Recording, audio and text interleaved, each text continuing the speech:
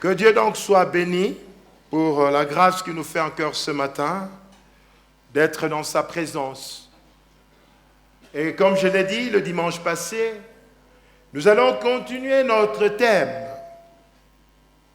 par ta parole et par ton esprit. Nous relevons la tête. Bien-aimés, nous sommes là en train de parler de choses fondamentales. Fondamentales pour toute vie chrétienne victorieuse. Fondamentales pour nous qualifier à être des amis et des compagnons et l'objet des faveurs de Dieu. Oui, frères et sœurs, Dieu que nous servons n'est pas un Dieu d'anarchie. Le Dieu que nous servons n'est pas un Dieu de désordre. Au contraire, la Bible nous le présente avec une organisation structurée, une hiérarchie bien définie, mais aussi des principes qu'il nous communique pour que nous soyons à la bonne adresse où lui-même nous attend. Ainsi, je relirai encore nos deux textes la fois passée. Genèse chapitre 1er, les 3 premiers versets. Au commencement, Dieu créa le ciel et la terre était informe et vide. Il y avait des ténèbres à la surface de l'abîme, et l'Esprit de Dieu se mouvait au-dessus des eaux. Verset 3. Et Dieu dit que la lumière soit, et la lumière fut. Et vous pouvez garder tout le chapitre 1er de ce livre de commencement. C'est le livre des origines. Nous trouvons un texte qui lui est semblable dans le premier chapitre de l'évangile de Jean, au premier verset, là où il est dit, au commencement, comme Moïse, Jean utilise le même style et le même commencement. Il dit au commencement était la parole, et la parole était avec Dieu, et la parole était Dieu. Elle était au commencement. Jean insiste sur cela. Elle était au commencement avec Dieu. Toutes choses ont été faites par elle. Et rien de ce qui a été fait n'a été fait sans elle. Des vérités à intérioriser. En elle était la vie, et la vie était la lumière des hommes. Et la parole vivante traduit cette expression au commencement. Il dit aux origines, avant que rien n'existe, le Fils et le frère Cohen identifient clairement la parole avec Jésus. Le Fils, expression de Dieu, était là. Il était face à face avec Dieu, étant lui-même Dieu. De toute éternité, il était là, face à face avec Dieu. Et tout ce qui existe a été créé par lui. Absolument, rien n'a pris naissance sans lui. La vie résidait en lui, et cette vie est la lumière de tout le genre humain. Amen. Bien-aimés, nous avons insisté la fois passée sur ces deux éléments que Dieu utilisa pour remettre de l'ordre et pour valoriser cette création tordue, cette création désordonnée, cette création chaotique que nous voyons au verset 2. Le verset 2, car le chapitre 1er et 2e de Genèse nous montre le Dieu en action, le Dieu qui réalise des choses. Et comme je l'ai souligné, cela est un message pour quiconque approche le Dieu de la Bible. Dieu, dès les premières pages ou le premier chapitre de son saint livre, se présente comme le Dieu qui veut mettre de l'ordre, le Dieu qui veut faire des choses merveilleuses, le Dieu créateur, le Dieu d'action, le Dieu tout-puissant, le Dieu qui se manifeste et qui change les choses. Voilà déjà le message de ce premier passage, de premier texte de la Bible, de ce premier chapitre de la parole de Dieu. Le Dieu de la Bible est un Dieu de changement. C'est un Dieu qui va de gloire en gloire. Le changement de Dieu n'est pas dans le sens décroissant pour dire que Dieu est en train de tout détruire, mais quand Dieu entre en action, il entre en action pour faire du bien. Du bien. Mais ce bien, nous pouvons l'avoir que dans la mesure où nous obéissons à ces dieux. Et nous avons souligné deuxièmement que ces deux éléments étaient la parole et le Saint-Esprit. La présence du Saint-Esprit à la surface de la terre n'a pas amené le changement. La présence de l'Esprit de Dieu n'a pas amené Dieu à être en action. Il a fallu la conjugaison de deux éléments, la parole de Dieu et le Saint-Esprit. C'est quand Dieu a parlé que les choses ont changé. Et cela donne une vérité clé sur l'importance de la parole de Dieu pour quiconque veut être au bénéfice des faveurs de Dieu. L'importance de la parole de Dieu pour quiconque veut marcher avec ses dieux. L'importance de la parole de Dieu pour vivre le miracle de Dieu. La parole, l'esprit vont engendrer le miracle. Le miracle de la création sont consécutives à l'entrée en action de ces deux choses. Et nous avons souligné que notre alliance avec Dieu est une alliance qui avait deux piliers, la parole et le Saint-Esprit. Et nous voyons cela déjà annoncé dans Ésaïe 59, 21, que Hébreu, l'écrivain aux Hébreux, reprend au chapitre 8, versets 10 à 11, où nous lisons « Mais voici l'alliance que je ferai avec la maison d'Israël. Après ce jour-là, dit le Seigneur, je mettrai mes lois ou mon parole dans leur esprit.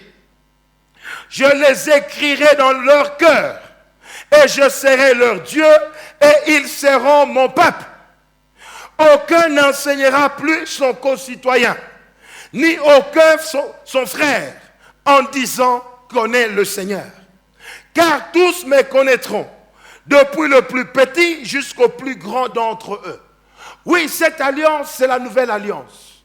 Tout le monde, petits ou grands, nous avons la possibilité de connaître le Seigneur.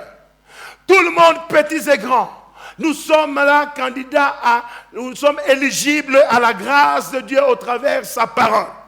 Dieu veut que nous le connaissions.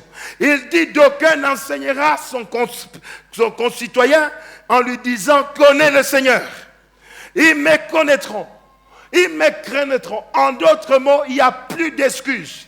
Il n'y a personne qui veut dire que je n'ai pas eu la chance. Je n'ai pas eu l'opportunité. La parole de Dieu est accessible. Nous voyons cette parole au travers des médias, que ce soit à la télévision, que ce soit à la radio, que ce soit partout, au niveau des réseaux sociaux et autres. Nous voyons des supports avec des prospectus, ça et là. Nous voyons des chaînes entières dédiées à la parole de Dieu, comme MCI, ou comme encore d'autres que vous pouvez connaître, des Béni TV, il y a encore d'autres LMTV. Toutes ces chaînes-là ne sont pas par hasard. C'est pour te dire, ô homme, que tu n'es pas excusable. Tu n'es pas excusable. Alors que tu es en train de zapper, tu passes tout ton temps à la chaîne Novelas, à la chaîne Reine des Shopping et beaucoup de choses. Sache que Dieu parle à travers aussi certaines chaînes. Combien se disent enfants de Dieu? Aucune fois même, ils n'ont même mis des chaînes chrétiennes dans leur maison. Combien? On est là à l'église. On veut avoir Dieu. On veut que Dieu se manifeste. Mais quittez ici. Cherchons-nous ce Dieu en vérité. Connaissons-nous ce Dieu en vérité. La connaissance de Dieu est liée à la connaissance de sa parole. Car, comme nous le verrons, la parole est Dieu lui-même. Discours. Sans le Saint-Esprit, la parole ne peut pas jouer son rôle d'être la parole de vie, d'être la parole du salut, d'être cette parole qui est la vérité de Dieu, de devenir la parole vivante dans nos vies. Oui, il y a un lien entre cette parole prêchée et le Saint-Esprit. Et celui qui l'établit clairement, c'est toujours l'apôtre Pierre. Dans son deuxième livre, dans le deuxième épître de l'apôtre Pierre, au premier chapitre, au verset 21, nous lisons cela. Car ce n'est pas par une volonté d'homme qu'une prophétie a été apportée, Mais c'est poussé par le Saint-Esprit que des hommes ont parlé de la part de Dieu.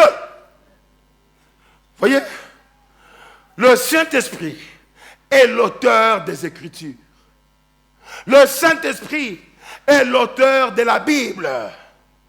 Voilà pourquoi tout esprit qui prétend parler de la part de Dieu ne peut pas contredire la Bible. Le Saint-Esprit ne peut pas se contredire lui-même.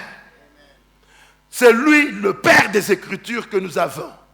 C'est lui qui a parlé au travers les porte-paroles, au travers ces hommes qui ont été comme des instruments de Dieu. Des instruments de Dieu pour la communication de sa parole. Ainsi, frères et sœurs, nous vivons dans un monde où nous voyons des gens s'élever ça et là, avec de gros titres, avec beaucoup de manifestations, des gesticulations. Il est là en train de trémousser, de trimballer. Et puis, moi. Bon, frère, attention, frère. Et quand vous voyez le message, il est contraire aux Saintes Écritures. Sachez, frère, que la Bible a plus d'autorité que la prophétie. Vous m'entendez? Jetez la prophétie, mais croyez à la Bible, vous serez dans la vérité. Je ne parle pas des prophéties qui sont dans la Bible. Je parle de tous ces hommes qui vous viennent comme prophètes. Je vois 3 étoiles dans ton visage et il y a 2 étoiles que l'ennemi a volées et il reste une étoile. Comme ça, Dieu m'a envoyé. Et vous êtes en train de trembloter. Celui qui marche selon la Bible, il n'a pas peur. Du reste, c'est pour votre concern. Quand la Bible dit marcher par l'esprit, c'est quoi marcher par l'esprit? Marcher par l'esprit, c'est marcher conformément à la parole de Dieu. Marcher par l'esprit, c'est marcher en obéissant à la parole de Dieu, comme je l'ai dit. Marcher par l'esprit, c'est marcher dans la sanctification. Marcher par l'esprit, c'est marcher dans la foi. Marcher par l'esprit, c'est marcher en glorifiant le Seigneur. Quelqu'un qui marche par l'esprit n'est pas celui-là qui, quand il veut faire quelque chose, il doit se retirer. Est-ce que parlez-moi, si aujourd'hui je vais aller à l'église, quel habit je vais porter, quelle nourriture je vais manger, quel chemin je vais suivre? Non, non, il y a des choses que l'esprit a laissées à notre portée. Dieu a laissé donner l'intelligence, ce n'est pas pour rien. L'intelligence, c'est toi qui dois réfléchir. Tu peux choisir ce chemin ou non. Si Dieu sait que ce chemin est mauvais et que tu as la sensibilité spirituelle, tu vas voir que Dieu t'interdit de prendre ce chemin-là. Mais il y a des gens qui sont là. Ils ne savent rien faire. Ils attendent que Dieu parle, que l'Esprit de Dieu se manifeste. Oh mon ami, tu n'as rien compris à la nature de ce Dieu. Tu n'as rien compris. Dieu nous a créés comme des êtres responsables. L'intelligence de Dieu est un don de Dieu, ce n'est pas un don du diable. Vous m'entendez? Souvent avec la foi, on combat l'intellectuel, on combat tous l'intelligence, mais c'est fort, la Bible n'a jamais annulé l'intelligence. Au contraire, même dans la Nouvelle Alliance, que dit Paul, après avoir expliqué, parlé, décrit le salut, dans les 8 premiers chapitres? Oh, il termine le salut avec l'Israël au chapitre 11 et au chapitre 12. En guise de conclusion, il dit, je vous exhorte donc, 1, à offrir vos corps comme un sacrifice vivant, saint et agréable à Dieu. 2, à ne pas vous conformer au monde, mais à être transformé. Par quoi? Le renouvellement. Mais ce n'est pas en prenant l'intelligence que Dieu t'a donnée, dit, je ne vais plus utiliser. C'est fini. Mais non, frère. Voilà pourquoi même quand je prêche, ton intelligence doit travailler. Elle doit travailler. Tu es un homme responsable, tu es une femme responsable. Tu dois prendre la parole. Tu dois vérifier si ce que j'ai dit est conforme à la Bible. Parce que ce qui doit être prêché, c'est ce que la parole de Dieu déclare. Alléluia. Mais aujourd'hui, nous avons des chrétiens, des missionnaires. Le pasteur a dit, vous trouvez des grands mouvements spirituels déséquilibrés. On attrape des sorciers par-ci, par-là. On attrape des choses par-ci, par-là. Et vous allez voir l'effet, c'est quoi? On élève la puissance des ténèbres et on diminue la puissance de Dieu. Remarquez tous ces gens-là. Ils viennent ici, ils veulent s'asseoir. Peut-être qu'il y a un démon dans la chaise. Oh, il y a un démon dans ton frigo. Il faut prendre ce frigo-là, jeter, brûler. Mais moi, j'ai l'autorité. Je prie, je sanctifie au nom de Jésus. Car la Bible me dit, tout est sanctifié par la prière. Voyez? Non, frères et sœurs. Nous devons avoir une révolution. Nous avons des églises où des hommes de Dieu deviennent comme des gens qui sont devenus des incarnations de Dieu. Ce qu'ils disent, c'est l'évangile. Écoutez-moi très bien. Ce que je vous prêche, c'est l'évangile. Mais ce que je cause avec vous, ce n'est pas l'évangile. Vous m'entendez? Faites la part des choses. Faites la part des choses. On est là, on adopte une attitude un peu mystérieuse pour se donner une certaine spiritualité. Écoutez-moi, un homme spirituel peut être même un grand bavard. Est-ce que vous comprenez? Vous ne confondez pas nos tempéraments avec la spiritualité. L'homme spirituel, ce n'est pas celui qui ne parle pas beaucoup. Hein, Papa Didier? Ça va, comment vous allez? Ah, ce frère-là est spirituel. Hein? Faites attention. Derrière des calmes comme ça peuvent se cacher des grandes profondeurs des ténèbres. Dieu nous utilise avec nos tempéraments. Moi, quand je presse, je suis chaud, je saute, je fais ça bas. Mais il y a un autre qui va venir calmement, il dépose. Mais vous sentez la présence de Dieu. Et même la Bible, elle a été écrite par plus de 40 auteurs. Sur une période à peu près de 1600 ans. Et Dieu a utilisé chacun avec son tempérament. Quand vous lisez les épîtres de Paul, vous pouvez vous faire une idée sur son caractère. Quand vous lisez Pierre, c'était un homme fugueux. Vous allez voir que ça transparaît. Il y a d'autres qui étaient très mélancoliques et qui étaient très calmes, mais ça apparaît dans leurs écrits. Leur personnalité apparaît. Ce n'est pas parce que nous sommes devenus chrétiens que nous n'existons plus sur le plan physique. Non, frère. Non, ma soeur. Il faut un renouveau de la chrétienté. La chrétienté devient de plus en plus inopérante et inefficace parce que nous abandonnons la vérité de la parole. Les hommes prennent la place. Le monde vient. On amène des techniques du monde dans l'église. On amène la stratégie du monde dans l'église sans discernement. Mais sachez une chose, l'église est une entreprise particulière. Elle ne répond pas à toutes les normes ou les règles du management. Est-ce que vous m'entendez? Il y a certaines qui peuvent marcher. Il y a d'autres qui ne marcheront jamais, vu la nature de l'église. Frère, il y a un lien entre le Saint-Esprit et la parole. Tu ne peux pas dire que tu as la parole de Dieu et ne pas avoir l'Esprit de Dieu. C'est impossible. Voilà pourquoi, frères et sœurs, nous devons faire attention quand c'est un païen qui nous parle. Parce que le diable se déguise aussi en ange de lumière. Et avant d'être chassé, le diable était un membre influent du gouvernement de Dieu. Est-ce que vous savez cela? Il faisait partie d'une classe spéciale. Ils n'étaient que 3 dans leur classe. La classe des archanges. Il y avait l'archange Lucifer, il y avait l'archange Gabriel et l'archange Michael. C'était des chefs dans le gouvernement de Dieu, dans l'armée du Seigneur. Et le diable connaît très bien l'organisation du gouvernement de Dieu, frère. C'est pour cela que le diable sait comment te prendre, comment te piéger. Parce qu'en réalité, le diable n'a rien créé. Il ne fait qu'imiter ce qu'il avait vu quand il était auprès de Dieu. Voyez? C'est là où la Bible nous exhorte à la connaissance, au discernement des choses. Mais vous allez discerner comment si la parole de Dieu n'est pas en vous? Vous allez comprendre comment si la parole de Dieu n'est pas en vous? Non, frère. Soyons des chrétiens responsables. L'Esprit de Dieu va avec la parole de Dieu. Vous voyez un homme de l'Esprit, vous lui demandez la Bible, il n'est rien. Il est prédicateur de l'Évangile, il devient pasteur de l'Église, vous lui demandez, avez-vous lu la Bible d'un bout à l'autre? Il n'a jamais lu. Mais comment tu vas comprendre la Bible si tu n'as jamais lu la Bible d'un bout à l'autre? Comment?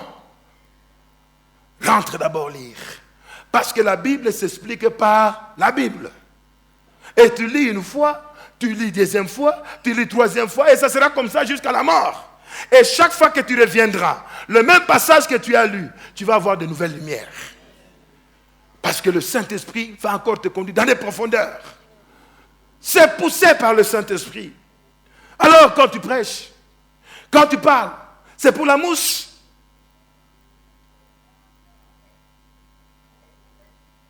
Non, frère. Les gens aiment bien des choses qui attirent l'œil, des choses qui frappent l'œil, les choses qui plaisent à l'oreille. Mais Dieu n'est pas comme ça. Même la nourriture qu'il a donnée aux enfants d'Israël lors de leur sortie d'Égypte de la Pâque, l'agneau devait être brûlé entièrement au feu. Et il devait être mangé dans toutes ses parties. Il a dit de ne rien enlever. Il y a des parties qui sont bonnes. Il y a des entrailles qui sont mauvaises. Avez-vous déjà réfléchi dans ces paroles de Dieu dans Exode 12? Il dit qu'il faut manger l'agneau en entièreté. Quand tu es au niveau de cuisse, c'est bon. Et c'est ce qui arrive maintenant. On saucissonne la parole. On prend la cuisse, on présente. Et les gens sautent. Amen, amen, amen, amen. Allez, théa, théa, théa. Et c'est la vérité. Qui t'a dit la vérité? On prend un verset à gauche, on prend un verset à droite, et on laisse les versets. On amène ses pensées, comme ça frappe l'intellectuel. Et il dit alléluia, alléluia, alléluia. Non, frère. La Bible, si vous voulez soutenir une vérité biblique, vous devez être capable de le démontrer de l'Ancien Testament jusqu'au Nouveau Testament. Voilà la vérité. Il y a des choses de l'Ancien Testament qui étaient liées à la culture juive et qui n'ont rien à voir avec la chrétienté actuelle. Parce que Dieu s'est servi de la culture juive pour communiquer sa parole. Il y a des choses qui sont culturelles et il y a des choses qui sont la parole de Dieu. Vous voyez? Nous devons faire la différence. C'est comme ça que nous encourageons toujours les gens à aller en formation. Faute de quoi, vous serez un grand bishop. Du reste, je parle comme professeur aussi. Il y a des grands hommes de Dieu à Kinshasa qui ont commencé à étudier maintenant que j'ai enseigné. Si je vous donne des noms, vous allez vous étonner. Alors qu'on m'a donné les cours d'herméneutique, j'aimerais vous dire, ils se sont repentis. Ils se sont repentis. Mais leur message a eu un succès éclatant à Kinshasa. Ils avaient des milliers de gens dans leur église. Il m'a dit, pasteur, tout ce temps, on était où? Voyez? Voyez par exemple, si je prêche sur Matthieu 5, verset 13, jusqu'à 16, là où Jésus dit par exemple, vous êtes le sel de la terre. Si le sel arrive à perdre sa saveur, avec quoi le rendant-on? Il ne sert plus à rien, sinon à être jeté dehors. Mais l'homme moderne vient venir, il dit, mais votre Jésus là, vous dites qu'il connaissait tout. Lui n'a pas appris en chimie les propriétés du sel. Ce qui fait du sel, c'est quoi? C'est la saveur. Et il dit que le sel peut perdre la saveur. Vous voyez? Vous dites qu'il n'y a pas d'erreur dans la Bible. Mais quelqu'un qui a lu et qui a vu la culture juive, il comprendra par exemple que dans l'ancien temps, on extrait le sel dans la mer morte. D'ailleurs, vous connaissez l'histoire de la mer morte. C'est une mer, quand vous tombez, vous n'allez pas vous enfoncer, vous flottez. Tellement que c'est trop concentré maintenant. C'était un sel impur. Et dans la manière juive de préparer ce sel, d'extraire le sel, il faisait bouillir cette eau-là, et il se faisait que il y avait des cristaux transparents qui étaient là, qui précipitaient en bas, et le sel véritable, le NaCl, le chlorure de sodium, était dissous dans l'eau. Et on prenait cette eau qu'on séchait, on récupérait maintenant le vrai sel.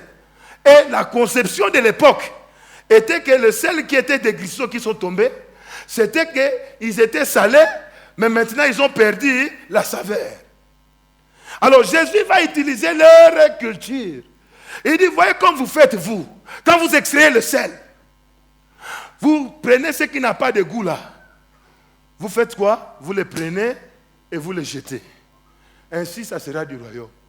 si le disciple n'a pas le goût, n'a pas les béatitudes, les attitudes du royaume, il sera jeté dehors comme le sel là est jeté. Les Juifs comprenaient. Et c'est comme nous aujourd'hui, particulièrement les Quinois. À Kinshasa, il y a un article qui est connu. C'est l'article 15. Vous voyez déjà la réponse. Je ne l'ai même pas dit. Maintenant, si j'écris, j'ai dit, oh, cette année-là, à Kinshasa, la situation était grave. Chacun appliquait l'article 15. Et puis, 100 ans après, quelqu'un va prêcher sur moi. Et il arrive là-bas. Il est juriste. Je vous dis que la Bible est un livre juridique. Même la Bible parle d'article 15. Et c'est ce qui se passe dans beaucoup de prédicateurs. Vous voyez? Voyez? Allez-y, mollo, mollo. Étudiez, priez. Moi, j'ai peur de gens qui viennent même chercher à prêcher, comme Hollande disait. Un frère passe là-bas, il fait la prière d'ouverture. Il dit, Seigneur, utilise puissamment ton serviteur. Nous voulons entendre ta voix. Parle, Seigneur. Et quand l'autre là passe, lui là où il était, dit vraiment,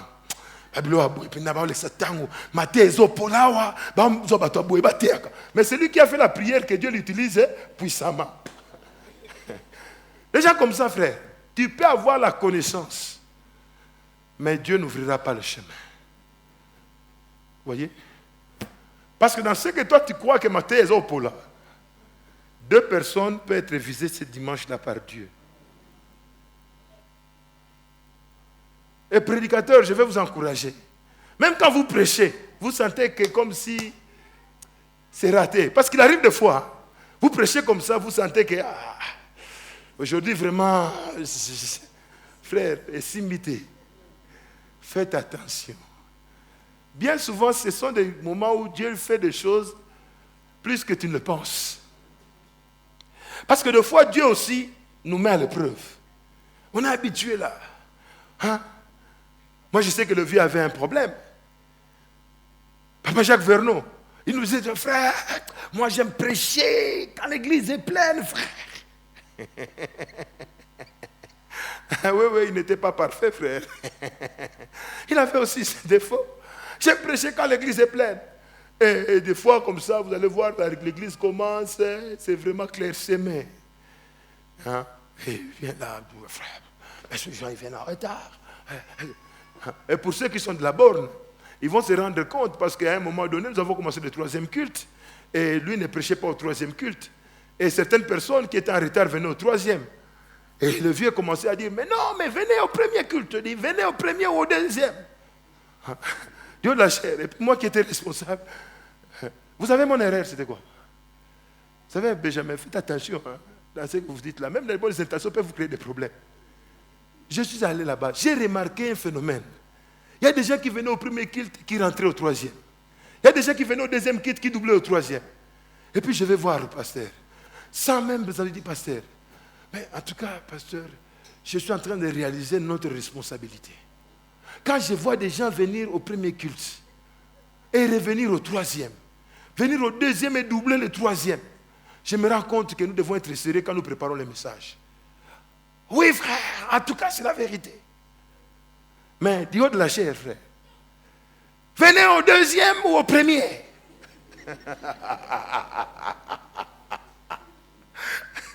Vous voyez, voyez, chacun était comme ça. Mais pourtant, regardez-nous ces produits. N'est-ce pas? Partout où nous passons, les portes s'ouvrent. Est-ce que vous savez que la notoriété que j'ai, si j'avais commencé le ministère seul, je ne serais pas là où je suis. Il y a des personnes que Dieu place à côté de vous et qui vont vous servir de tremplin. Voyez? Ça veut dire que quand je commence ici, dès que les gens voient la borne, qu'ils ont connu Vernon, ils savent que je connais cette église. Ils ne connaissent pas encore le pasteur. Ils disent, je connais cette église. N'est-ce pas, Papa Renaud? C'est ça, non? Ça veut dire que nous commençons le ministère avec un crédit. Mais il y a des gens qui sont sortis de nulle part, qui doivent se battre et se frayer un chemin. C'est pour cela que nous devons être sérieux. Sérieux dans la parole de Dieu, frères et sœurs. Vous les chrétiens comme nous les prédicateurs, nous qui sommes appelés à cet évangile, comprendre la nécessité de la parole de Dieu et non pas nos opinions. Comprendre la nécessité, les gens ne quittent pas chez eux pour venir écouter notre savoir. Bien aimé, il y a un lien. L'apôtre Jean nous conduit dans la profondeur de la parole. Cette parole qui est la voix de Dieu, telle que 2 Samuel 12, 9 le montre. Quand David a fait périr Uri et que le prophète Nathan est allé chez lui, Samuel écrit ceci, il dit: pourquoi donc as-tu méprisé la parole de l'Éternel en faisant ce qui est mal à ses yeux? Tu as frappé de l'épée Uri, le Héthien. Tu as pris sa femme pour en faire ta femme. C'est Bathsheba, la mère du roi Salomon. Et lui, tu l'as tué par l'épée des fils d'Ammon. Vous savez, ce texte-là, quand le Saint-Esprit m'a communiqué ça la nuit, je me suis arrêté. Parce que si vous connaissez ce récit, David n'avait pas tué Uri. Mais David a fait une stratégie. Il va demander à Joab, le général de son armée, il dit: place Uri dans les premières lignes de l'ennemi. Donc, au fait, il a exposé Uri à la mort pour prendre sa femme. Là encore, il y a un élément qui se répète dans David et dans Abraham. Souvent, les gens se demandent pourquoi Isaac et Abraham ont dit au roi, au pharaon pour Abraham, au roi Abimelech pour Isaac, que leur femme était leur sœur.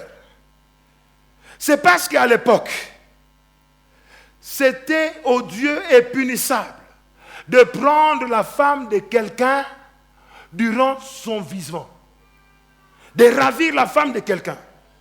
Alors qu'est-ce qu'on faisait? On organisait la mort du mari pour récupérer la femme. Donc quand Abraham dit au pharaon, quand Isaac dit à Abimelech, en réalité, ils sauvent leur vie. Ils sauvent leur vie. C'est pour cela que vous verrez que David, quoi qu'il ait commis l'adultère avec Bathsheba, n'a jamais pris Bathsheba comme femme du vivant de son mari. Il a organisé la mort d'Uri. Et une fois Uri mort, il est allé récupérer la femme. Et tout le monde trouvait que c'est normal, le mari est mort, la femme peut se remarier, donc il n'y a pas de scandale. Mais ce qu'il ignorait, il y a un témoin dans le ciel qui voyait. Il y a un témoin dans le ciel. Et c'est là qu'il envoie son serviteur. Le prophète Nathan lui pose la question, il dit: pourquoi as-tu méprisé la parole de l'Éternel? Tu connaissais la parole, mais tu as agi insensé. Et il ne dit pas que tu as fait mourir. Tu as frappé de l'épée Uri. Il y a des gens qui sont là. Tu as déjà organisé les choses et tu es là calme et tu dis que ce n'est pas moi, c'était l'autre. Hein?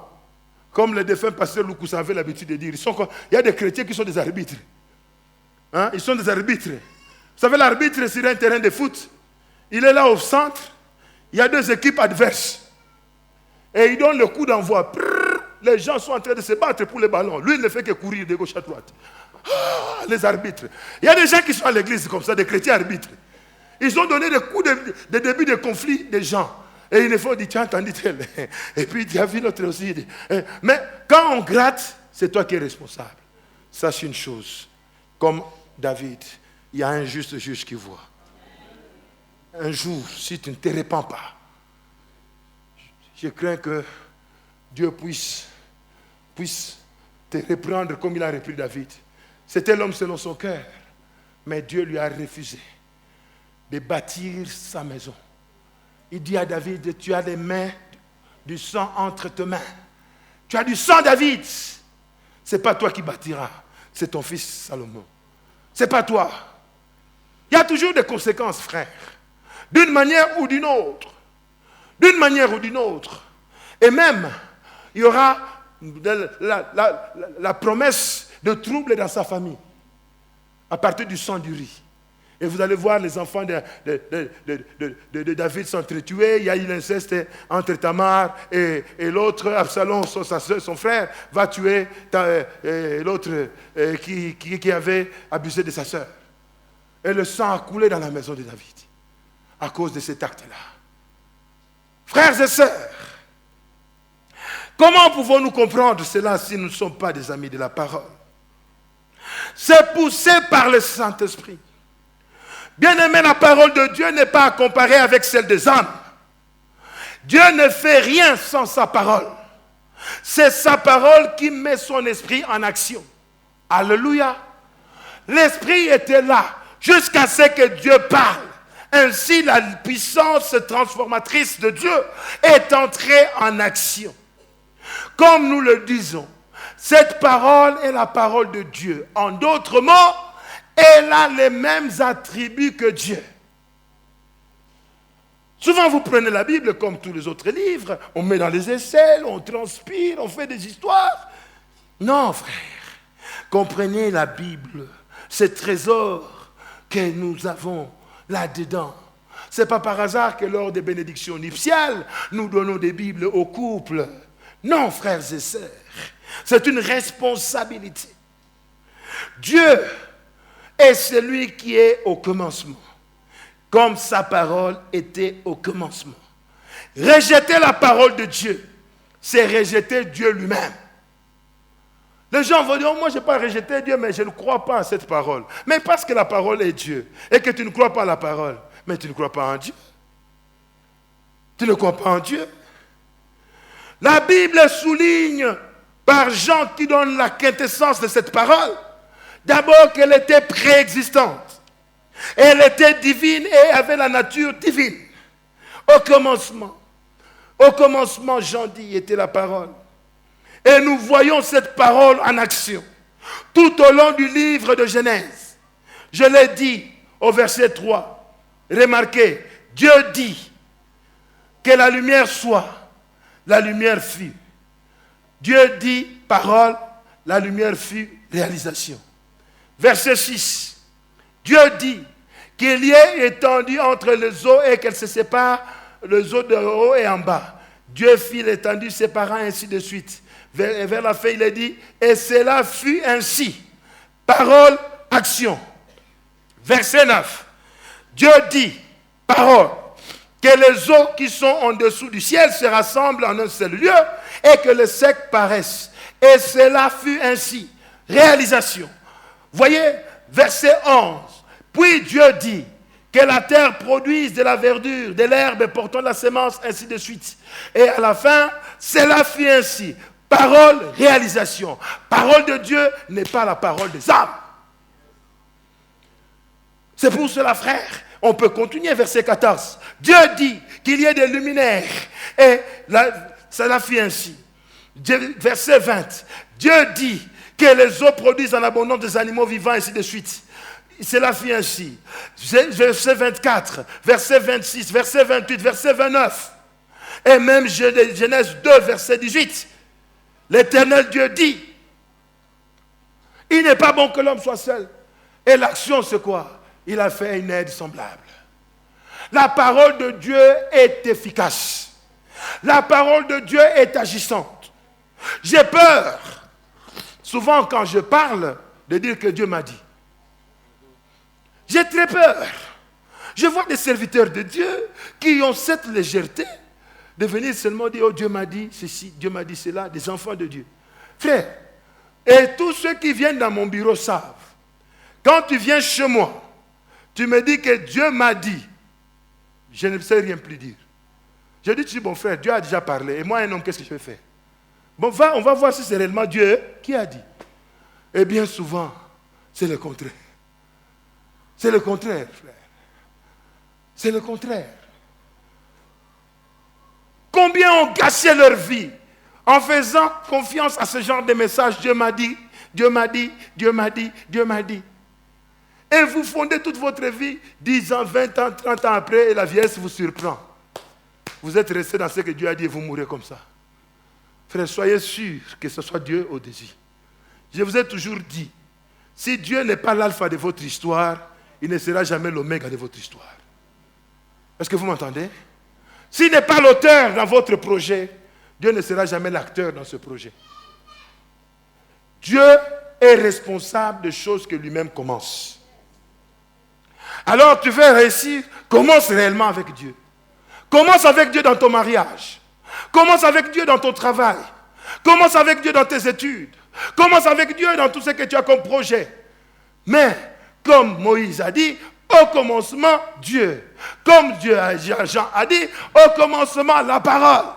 Je prie. Je n'ai pas une orientation, mais je sais que la Bible me dit que ce que je vais faire n'est pas conforme à la parole de Dieu. Alors je ne m'engage pas. Voyez?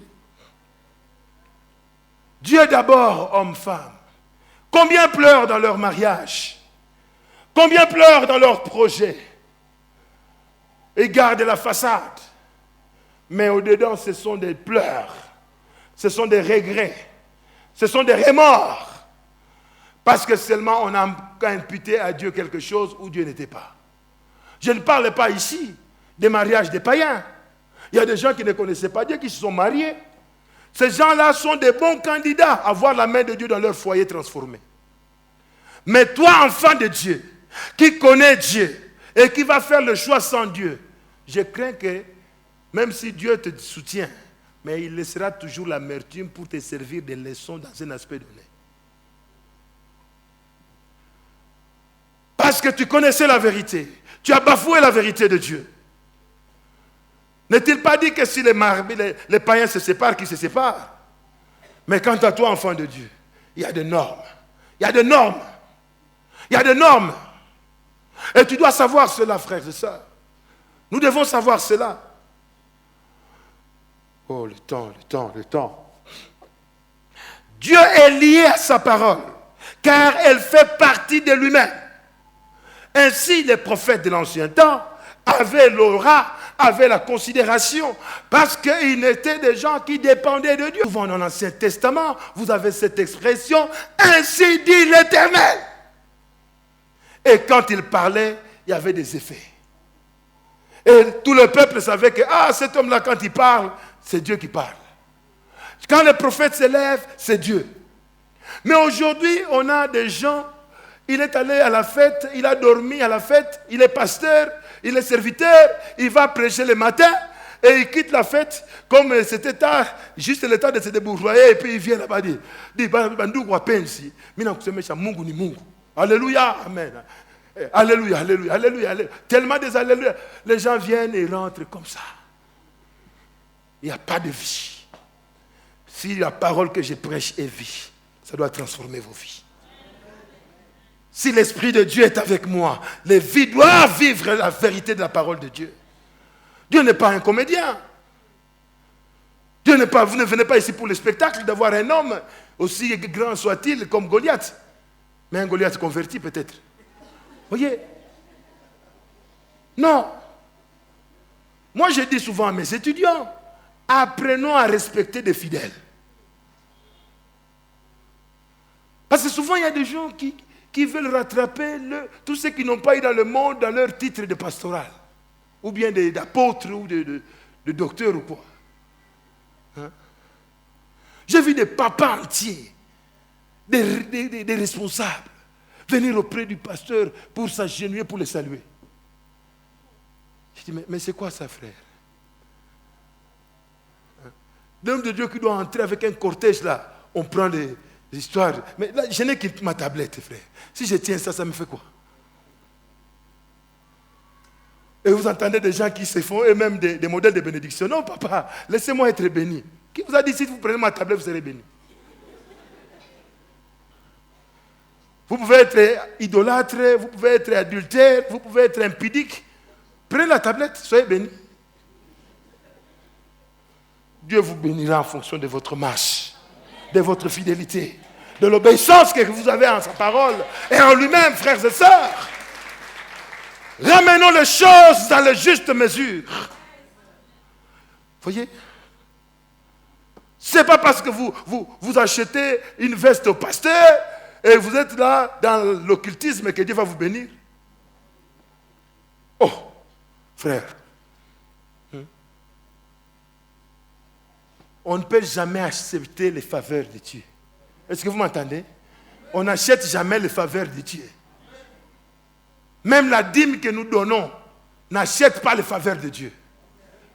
Même les offrandes que nous donnons n'achètent pas les faveurs de Dieu. Mais elles sont là en signe de notre obéissance, notre amour pour Dieu. Parce que la parole de Dieu l'a dit et que je dois obéir à la parole, je le fais et je m'attends à Dieu. Voilà pourquoi tu peux être fidèle dans les dîmes et connaître tes problèmes.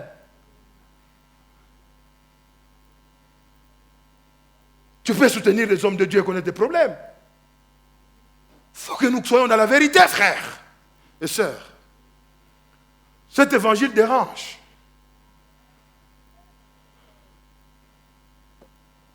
Non, mon ami. L'heure est à la vérité. Nous devons être fondés sur la vérité. Jésus dit, vous connaîtrez la vérité et la vérité vous affranchira. Je fais parce que j'aime ma femme. Si je vais, je trouve une bonne wax, je l'achète par amour. Mais ce n'est pas pour mériter ses faveurs. Non. Mais c'est l'expression de mon amour que j'ai pour elle. Je vais, maman, je vois des habits pour les enfants, tout ça. J'aime mes enfants, j'ai de l'argent, je peux acheter. Ne monnaie jamais les faveurs à vos enfants. Vous jetez des mauvaises bases. Apprenez aux enfants à aimer de façon désintéressée. Qui ne vous aiment pas parce que vous leur donnez des bonbons, parce que vous leur amenez du chocolat. Apprenez l'amour désintéressé. Vous voyez? C'est très important. Faisons attention, frères et sœurs. La ruse n'est pas très loin de l'ennemi, frères et sœurs. La Bible, c'est le contrat de notre alliance avec Dieu. Le jour du mariage, nous scellons l'alliance du mariage. L'alliance, c'est un contrat. Et qui dit contrat, il y a un contenu du contrat. Je m'engage à partir d'aujourd'hui, moi, maman Awa, à être l'épouse de papa Karakouboua. Désormais, vous ne me verrez plus avec un autre homme. C'est un engagement. Papa Karakouboua aussi dirait la même chose. Et dans ce contrat, chacun a sa part. Chacun a ses devoirs. Chacun a ses obligations. Chacun aussi a ses privilèges. Maman Awa, elle est comme maman Francine, elle est libre de prendre papa Benjamin en cours de route. Il dit, allez, chérie, viens. Vous le voyez, bras dessus, bras dessous. Ça n'offense personne. N'est-ce pas, maman Belinda? C'est pas ça, papa Bernard. Ça n'offense personne. Mais toi, tu viens, tu me trouves moi, oh pasteur, je crois que vous tous vous serez scandalisés ici. Vrai ou faux? Mais si mon épouse me prend, ça n'offense pas parce que ça fait partie de notre contrat d'alliance. Et dans un contrat, il y a des clauses. Il y a des articles. Souvent, j'aime bien les contrats. Les juristes sont bien. Article 1er, il est stipulé que monsieur tel, propriétaire de la parcelle, résident, s'il revenu papa, va accéder à la maison à monsieur tel, en qualité de bailleur. Article 2, les bailleurs est tenu à chaque fin du mois de verser une somme équivalente à un montant de Ce paiement aura lieu de manière mensuelle, trimestrielle ou annuelle. En détail. Si tu veux connaître quel est le contenu du contrat que tu as avec Dieu, lis la Bible. La Bible te donne tes droits, la Bible te donne tes devoirs, la Bible te donne tes privilèges dans cette alliance que tu as avec Dieu. La Bible te dit aussi la part de Dieu dans le contrat. C'est comme ça que quand tu vas prier, étant en alliance, tu diras à Dieu, il est stipulé que. Mais tu ne diras pas il est stipulé, tu lui rappelleras, il est écrit. Alléluia. Alléluia. La parole de Dieu, je l'aime. Je connais mes droits. Je peux marcher la tête haute parce que je sais que j'ai des droits. Et je connais la qualité du contrat dépend de la qualité des gens qui signent le contrat. Hein? Mais ce contrat-là, c'est entre un faible et un fort. C'est entre un pauvre et un riche. Et entre quelqu'un qui est limité avec celui qui est illimité. C'est entre quelqu'un qui est imparfait avec un homme qui est parfait. Ça veut dire dans ce contrat-là, c'est le fort qui va soutenir le faible. L'écrivain aux Hébreux dit, il marche où je marche, il tient où je me tiens, il connaît nos faiblesses et il peut compatir à nos faiblesses. Le contrat de l'alliance, la parole de Dieu, c'est la Bible. Que Dieu vous bénisse. Que Dieu bénisse sa parole. Alléluia. Merci Seigneur. Merci Jésus.